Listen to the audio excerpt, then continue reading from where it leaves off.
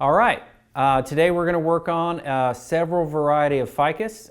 This particular one that we're going to start with is a microcarpa variety. A lot of the ficus that we work on fall under microcarpa. We're going to show you a few that are not. But this particular one, basically the variety of microcarpa that it is called a green island, or sometimes called a green gem. Ficus are figs. Some of them produce figs on a regular or constant basis. Some only do it when they reach maturation, and some it's very rare that they do.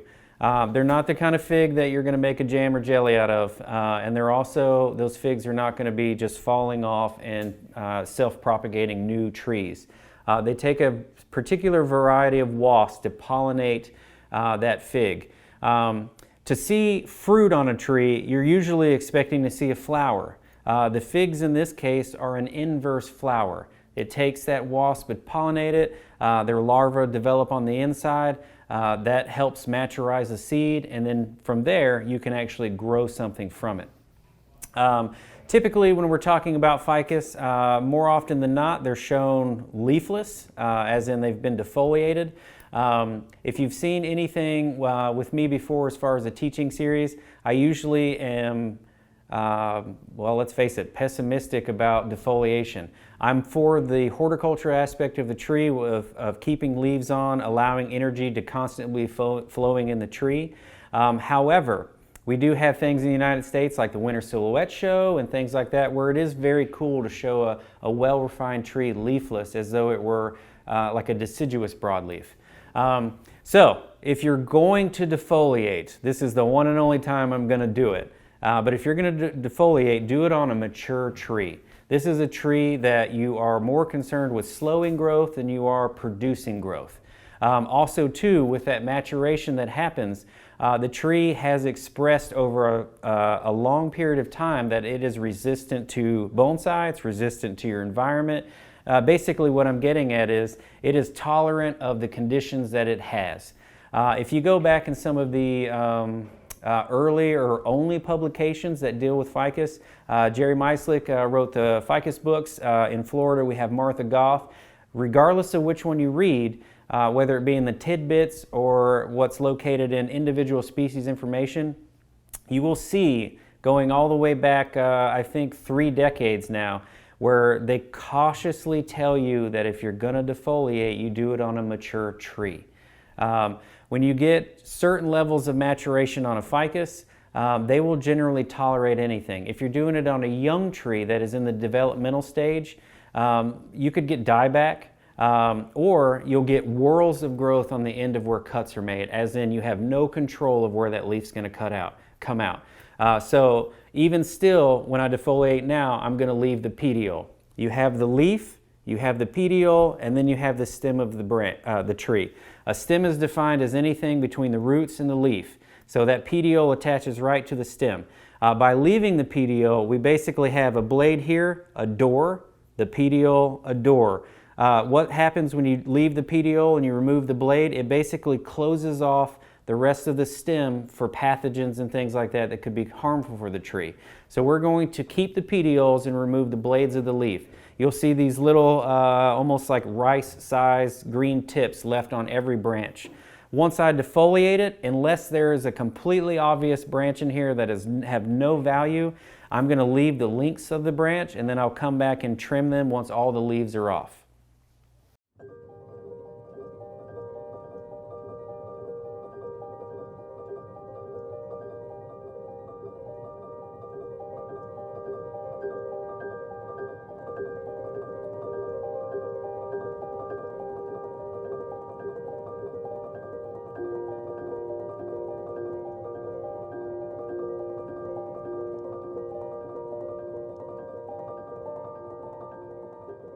All right, so we have our defoliated ficus. The only thing that has been left on the tree are the stipules. That is those little almost triangular pointed tips at the end of a leaf. What that is there's 2 membranes on the outside, and then the leaf will pop out. So that membrane protects the new leaves before they emerge. If you're talking about stipule pinching, that is literally just taking the tip of that surface and using your fingernail and pulling it off. I'll show you another version of that, but as far as this particular tree and where we are, we defoliated it because it is a mature tree. If this tree was in an earlier stage of development, I wouldn't do it because I don't want to slow down the amount of growth coming out to the tips because I'm trying to encourage growth. I'm trying to get a larger tree. The more you do this in a juvenile stage, the longer it's going to be for you to get what you want out of it. If this were the winter silhouette show or something like that where we wanted to show a tropical tree leafless, that would be the appropriate time. Some people, if they have a highly mature tree, they might defoliate once a year. I really wouldn't go further than that if a defoliation was just really something that you believed in. I'm sticking with a horticultural approach to this and always having growth flowing throughout the branches because I want to know, I need that peace of mind that this branch is going to last. If it's got leaves there, you know the branch is growing, you know it's doing well. Also too, with the leaf, you can control where those new buds come out. There will be some random backbudding. It's a possibility because you'll get sun on places that were previously shaded. You get sun contact on the cambium, and then that's your better chance of growing. This is why a lot of times if you have lichen growing on your tree, you won't get any buds there. There's no sun hitting any of those branches, so those cells almost don't activate. So for this particular tree, we're going to leave it where it is now. We're going to allow new buds to form. At this point, there's not any real reason to take it back. From here, we'll allow some backbudding to occur. I'll show you on other ficus where when new leaves emerge, they start smaller, then they get bigger and bigger and bigger as they go out. So for this tree, wherever the closest backbuds in are, that's the place where you start bifurcation. Bifurcation is going from a single branch to two branches. So everywhere that there's a leaf is an opportunity to have bifurcation because there's active growth coming to the tips. Just to show you a few of the variety of ficus that can be worked with in bonsai. I don't always have like a vast quantity of certain species. Sometimes we only have a few because they're more of a specialized, more rare species. But just to show you a couple, this is a very common one. This is known as a willow leaf ficus. You'll hear me make references to these were previously salicifolia, salicaria, narrofolia. It's a narrow leaf ficus. It's a willow leaf ficus. It resembles a willow tree. So this is how they grow. They create a whorl right there at the end. The stipule is more encapsulated by multiple leaves. They almost grow more like a grass than they do a tree. But this is a willow leaf ficus, a narrofolia. All right, moving on. This is one of the rare ones. This is what's called a Ficus benjamina. A benjamina is not rare, but this one is called a too little. Too little means exactly the way it sounds, as in the leaves grow a lot smaller. One thing that makes these unique is they are incredibly brittle. A lot of ficus can tolerate defoliation or severe cutback. The benjamina variety do not. These are more commonly seen as house plants, and I don't mean like a house bonsai, but an actual house plant, like a larger tree. So this is a Ficus benjamina too little. Moving on, we have the more common one that we see in box stores or in general garden centers. This is called a Ficus retusa, a tiger bark. This is of the microcarpa variety. These particular ones, they're most universal as far as it's not too much light, too much water, or anything like that. These are very adaptable. That's why they make great trees for common dispersal. So this is a Ficus retusa tiger bark. Moving on, this one is very similar to that of a retusa, as in the leaves look the exact same, but the big difference is they're much thicker and they're much more stiff.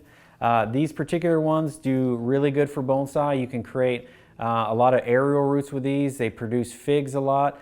This is a real good one that kind of encompasses all things ficus as far as what we know. It has the aerial roots, has the figs. You can reduce the leaves really well. They're thick, so they're literally more resistant to UV or any kind of damage from the sun. This is a Ficus green island, or also referred to as a green gem, and this is also of the microcarpa variety. All right, here we have another rare variety. This is the Burt Davii. This is actually the Nana variety, the smaller leaf.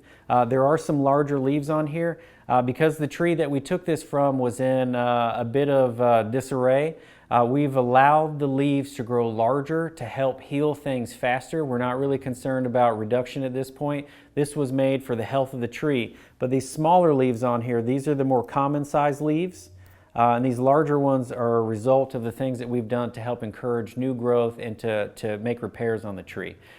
These are on the rare side. Unlike a lot of ficus, these are higher prone to rot. They're more difficult to work with. They like less water. Something like this in a greenhouse all the time with too much moisture and humidity, the tree will decline. But for the leaf size, they are desirable if you can get your hands on one. And again, this is the Burt Davii ficus, the Nana edition. All right, so lastly, we have another one that is thought to be rare, but as we're finding out, it's not quite that rare. This one is super desirable because this one is a prolific figger. This thing will fig all the time. They generally are always there. You get the most kind of almost fall color out of them. But they're called a Ficus triangularis, and I'll give you one guess. It's because the leaves are literally shaped like triangles. So a lot of the attraction to these resides solely in the amount that they fig and because the leaves are triangular in shape. So it's very different than all other ficus that we work with. Again, this is the Ficus triangularis. We are going to focus on a very popular variety of ficus for bonsai. It has a long history and many names. This is commonly called a willow leaf ficus because the leaves very much resemble a willow tree. Historically, this has been a salicifolia, this has been a salicaria, this has been a narrofolia, as in a narrow leaf. One thing that's interesting about this one is usually the leaves on a bonsai will grow maybe an inch, inch and a quarter. That's a really nice size leaf to show. This one was repotted within the last year, so the leaves are a little larger because we've basically restart the maturation of the roots. Some ficus can stay in a pot for many, many, many years, even if it is a fast-growing tropical. Some will fill the pot within a year. This one is kind of right in between. It's an interesting ficus in that most ficus can tolerate a high amount of water as long as it's a well-draining container. This one will literally shut down, die back, or just stagnate as far as growth and not really produce anything if it's oversaturated. On the opposite side of that coin, while it succumbs to rot and it succumbs to too much rain and stuff like that from water, it is also one of the only ones where you can root prune it pretty severely, top prune it, and then put it right back in full sun. So if you were going to do something like that in an early stages of development, not a fully maturized tree, then I would definitely suggest hand watering at that point. I mean, generally you should be hand watering anyway because it gives you the opportunity to really look at your trees every single day.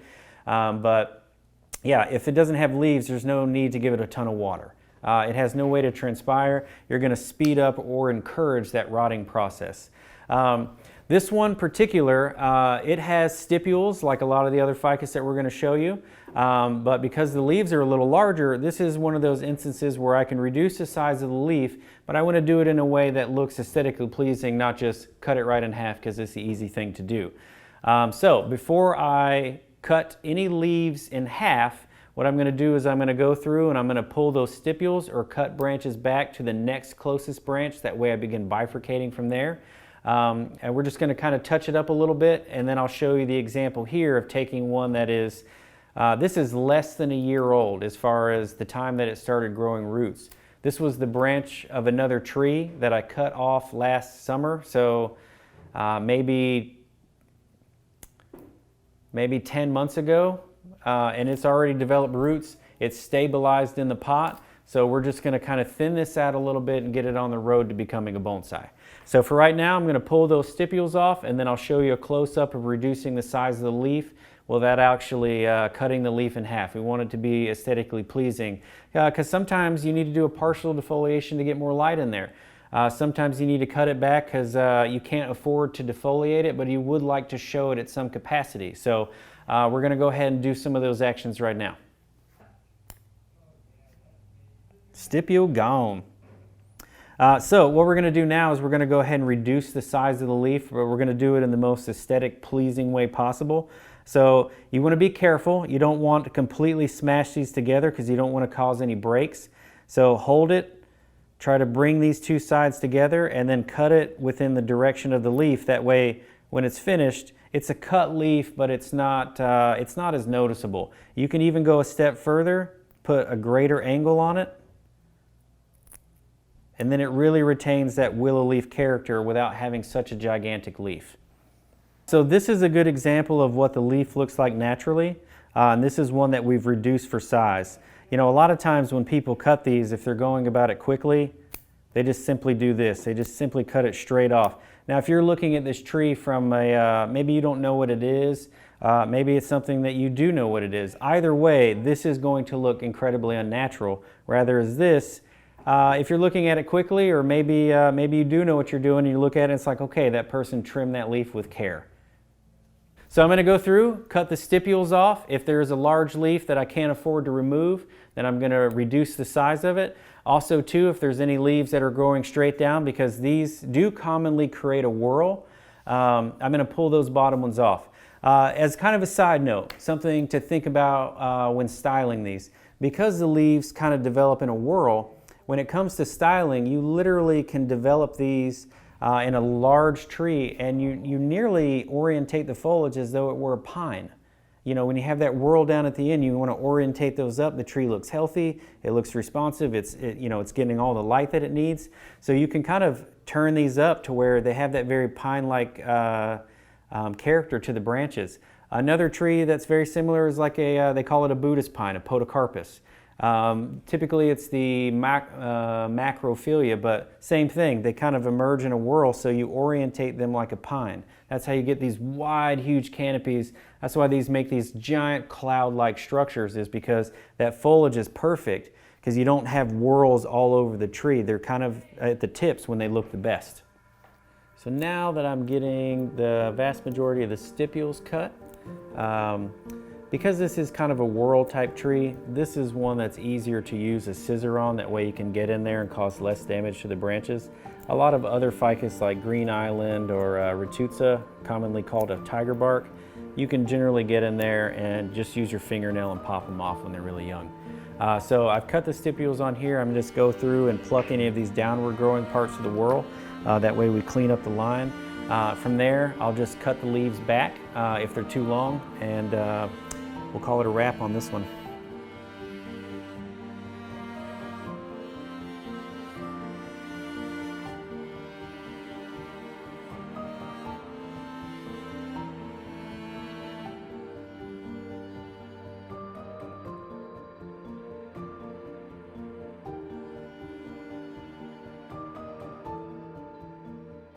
Okay, so we're back. What we've done is we reduced the size of the leaf by cutting it in a way that resembles just a smaller version of itself. Also too, we pulled off anything kind of growing on the bottom, because these will present a bit of a whorl when new leaves form. And also too, we cut back the stipules. That way we could encourage back budding without removing all the leaves. A lot of times if you're trying to, especially on a willow leaf variety, a lot of times if you do a full defoliation on here, as you can see with this tree, it is a race for every single leaf to get out there. This happens because the auxiliary buds, as the tree grows, just get layers and layers and layers deep. So when you remove all the leaves, the sun hits it. When the new leaves start to emerge, you can't control where they are, because those auxiliary buds, you can no longer see them. They're not obvious. They're buried within the cambium. So they will just sprout out all over the place. If you were going to defoliate anything, as far as ficus, there's only two varieties that I wouldn't go all in on. This is one of them. I'm going to show you another variety where it is a ficus, but if you completely defoliate it, you will guaranteed get severe dieback or kill the tree altogether. And it is a ficus. So species matter when it comes to the varieties of these trees. So for right now, this one is good to go. We'll allow it back budding. We'll address it when the back budding comes out. We're going to go ahead and move to this less than a year old cutting. It was a branch that I removed from another tree, plopped it in some perlite. There's no need oftentimes to use a rooting hormone when you propagate ficus. You can generally just cut it and stick it in something that is humid but not wet. I never go in fully organic soil when it's a cutting. I go into perlite, allow roots to develop because perlite doesn't hold a lot of water. It holds humidity. It's a volcanic glass. So it works really good for creating a humid environment without it being oversaturated. Something that willow leaf ficus need especially because these are very prone to rot as compared to other varieties. So for this tree, what I'm going to do is I'm going to start by cutting off anything on the trunk. This has never been trimmed before. This is literally whatever branch that I left on the tree. I rooted it and it's just been growing freely up here ever since. So I'm just going to kind of thin it out and get it somewhat on a path to being structurally sound as far as a design, or at least having a lot of movement in there. So whenever somebody comes into the nursery, they see a pre-bonsai, I want them to see several options in there. I'm not trying to give someone a styled tree. I'm trying to bifurcate as many branches as I can and give someone else the opportunity to find that bonsai within. So I'm going to start, I'm going to remove anything growing on the trunk, and then we get into the leaves. I'll show you some closer ups on how I would deal with that. We just thin this out a little bit. Where there were whorls, we tried to cut these down to where we had bifurcation within the branches. If you see right here, we have a little bit of latex coming out of the tree. If this becomes a bit of a nuisance, like the other varieties that we showed you, you can just spray it with some misted water and it will usually cauterize and stop it. But the main thing on this is just kind of looking, seeing where new growth is. You'll have several branchlets coming out and then just reducing it to increase your ability to bifurcate. The more bifurcating you do, the more branches that you get, the faster the tree develops because you've increased the surface area of the leaves, you have more of them, they're pulling more energy, or I'm sorry, they're creating more energy, and they're pulling more moisture out for transpiration, so the tree's just growing and growing and growing. Because these are more prone to rot, I would leave more foliage on it if you thin it out or take it back. That way you don't encourage it and the tree's constantly transpiring. This is a super popular one for bonsai, so utilize this kind of gift of the leaves and kind of the narrowness of them, and really pay attention to where you cut it back, because you don't want to create just a burst of growth out there. Then you have to wait for it to elongate, then go back in and thin it. So each time you're setting the tree back a little bit, setting the tree back a little bit. However, defoliating it is going to double that amount of time that you set it back. Sometimes these trees, if you defoliate them, they can be bare for 30 days, sometimes 45 days before they're put on a full amount of leaves again. And we're talking about putting on leaves and then allowing that cuticle to form so it hardens off the leaf. The cuticle on a ficus is very important. This is an old leaf. It's very dark in color. If you look at it, it has a very waxy almost appearance to it. You look at a younger leaf, they're a lot lighter in color. They're a lot more pliable. These are more susceptible to UV damage and heat stress. Also too, the sun just constantly baking on it. They have no way to control transpiration. So once that cuticle forms, that slows down the rate of transpiration and it makes the leaf a lot tougher if it's a harsher environment or something else that is causing the tree any kind of stress. This is always the safest way to go. You have a lot of hardened off leaves on there. Take back what you need and allow these to push the development forward rather than cutting it all off and watching the clock.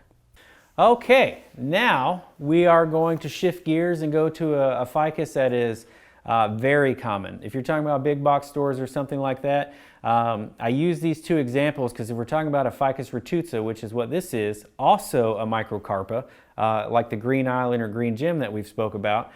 This one here, I chose it because this really shows why it has the name tiger bark. Those markings on the tree themselves, those are lenticels. It's a gaseous exchange for the tree, but as far as this, some have more prominent lenticels than others. On this one, it gives it the character and is what's behind the name of it.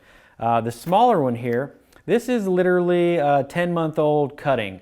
Cuttings aren't necessarily just these little tiny whips.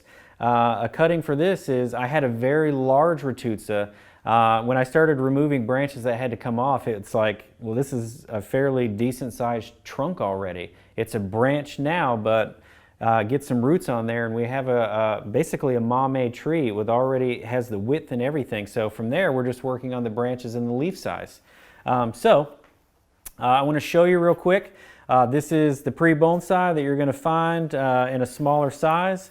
And as far as development on that, it is literally just going in, kind of like we've done on other ficus examples, thinning them out. We don't want a lot of branches emerging from one spot, so we want to pick the ones that are going to be the base of future branch pads. So what I'm going to do is I'm going to remove anything that's potentially on the downward side of where branches are going, because right now there may be something down that you rotate and it becomes up. So I'm taking into consideration that these are going to come down as to where the bottom is. I'm going to separate branches, that way every leaf in here gets light, air moves through the interior, it reduces fungus, it reduces rot, and so on. So real quick, I'm just going to thin this out, and then I'll show you on a larger version what we're going for. So we just did some thinning and some cutback on a ficus tiger bark, a retusa, and this is all you need to do to get this thing going. We've left growth on the end of the tips, that way we have bifurcation right from the get-go. We start building branch pads. This tree really lends itself to a really cool little mame, so this is one of those ones, if the character is already there, then I'm gonna work with it. If this is straighter, it doesn't have a lot of movement to it, then that's the kind of one I'm going to allow to grow, thicken until it meets whatever my future design is, and then I'm going to take it back and then bifurcate. But since this was a branch of another tree, I already have movement because it had been trimmed as a branch for movement for many, many years. Now it's rooted and now it gets to be its own little mame. So we're going to move on to this one. There's not a lot of work that needs to be done to this. This is just controlling some of the new growth tips. To really kind of bring the tree back in. You'll notice the leaves are very small. This is not from overcutting. This is from stipule pinching and also the maturation. This particular ficus is on a rock. It's on a featherstone. It's only been on this for maybe 5 years. So the entire time this has not been repotted. Part of the way that we reduce those leaves is we've allowed this to maturize. The second reason we've let it go for so long without potting it is, you know, true root over rocks, to my knowledge of anywhere that I've been, the roots go underneath the rock as well. It's not just perched atop the rock. The rock is a part of the actual tree at that point. So if I were to take that out and work on the roots between when I started and now, then I would have dramatically slowed down the tree's ability to adhere to that rock. So between the rock, working for the potting, and then allowing the tree to stabilize and maturize, I have two things happening. It's adhering to the rock and it's reducing the leaf size at the same time.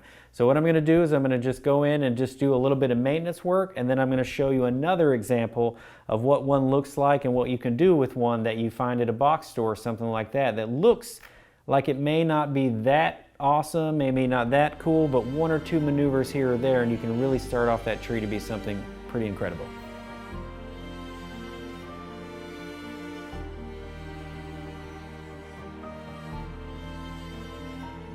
So what we've done, we took this ficus tiger bark retusa, we cleaned it up a little bit. This is in, these leaves haven't really developed a cuticle yet, but we don't want to really get a lot of whorls at the end of the branches. So we just kind of thinned it out a little bit, setting up those secondary, tertiary branches to get the most light and harden off in a way where they'll still all get sun.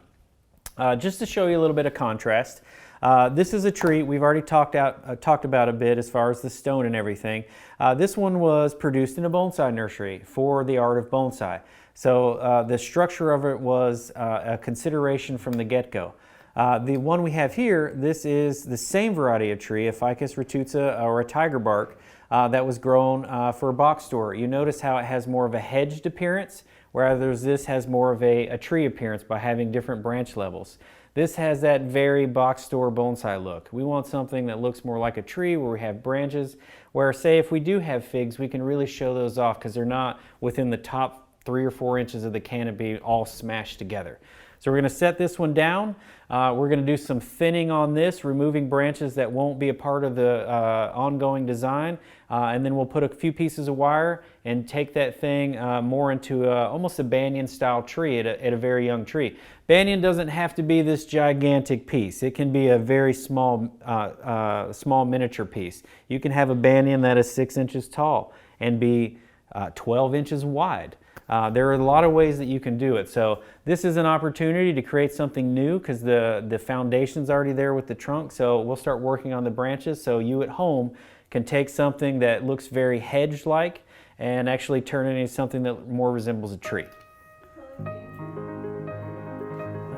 Get some width. It won't be a full-on banding, but focal area. I'll take that one down. How much time? That one was. Their songs ever. That's probably it, actually. Plus, I can't use all the work. Think on the mic, and when we rock up on the mic, we my fingernails. I want to see how one dances. You suck, and you suck. I'll be like, hey man, bonsai. So somebody to sign artwork, that way nobody knew it was me, because I didn't like it when people tried to cut. I'm gonna bring up edging in my dip.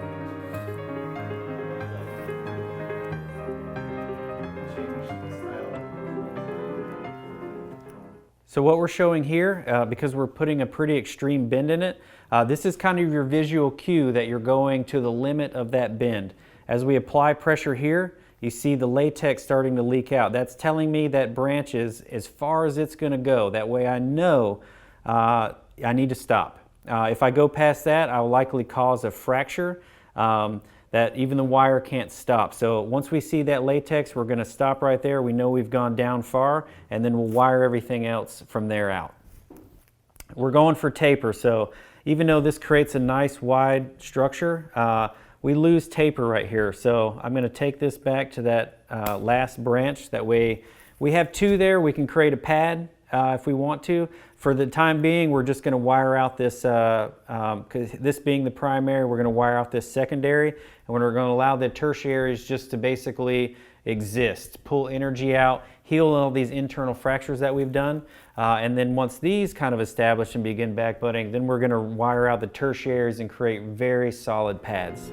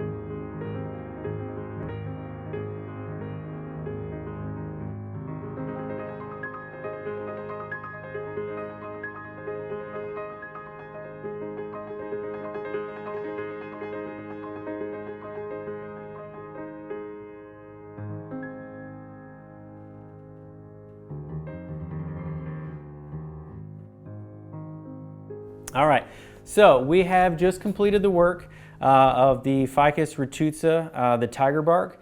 This is one that had that very box store look. It had been hedged, but we had all these branches that we were able to pull this down, We increased the width of the tree, the canopy.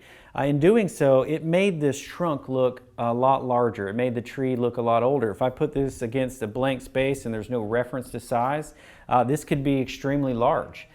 So in this case, the box store tree where it's been hedged, we spread it out, and then I went in and where necessary, I cut the stipules, the very tips of those branches. What that will do is it will cause backbudding to occur.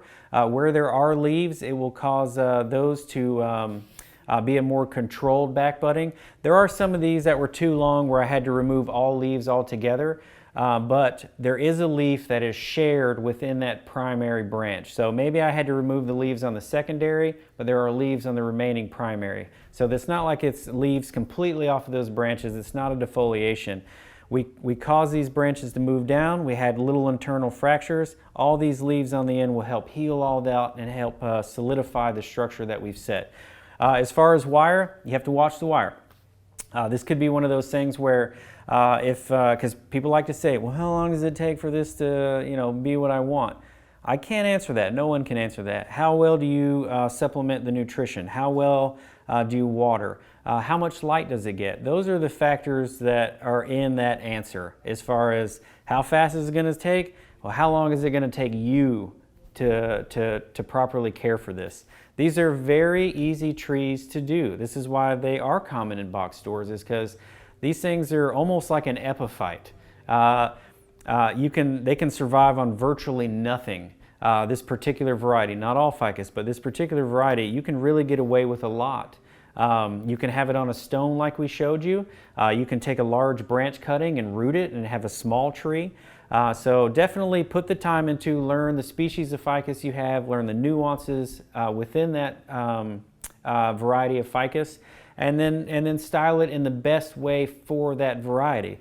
These make awesome banyans. That's where kind of this is going. Typically a banyan has more of a level structure, but it's more often than not I see that it's more the width than it is so much of a perfect even structure. There are certain things that have what's called a paraneve style, which is like the rain trees where you have a flat top. In that regard, a flat top is about the same thing as a banyan in terms of paraneve when you're talking other tropicals. So this being slightly different levels is not a big deal.